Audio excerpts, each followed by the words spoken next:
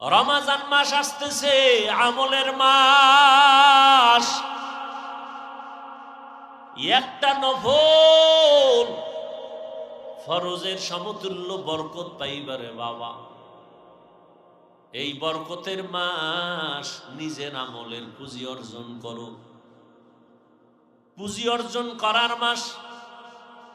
অন্য নবীর উম্মতেরা 1000 মাস লাগাতার ইবাদত করে যা পাইতো, আমার আল্লাহ আমার নবীর বরকতে এই উম্মতের তা এক রাতেই দিয়া দিবে।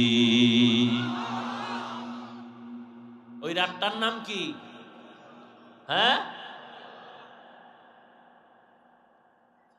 কত বরকতের মাস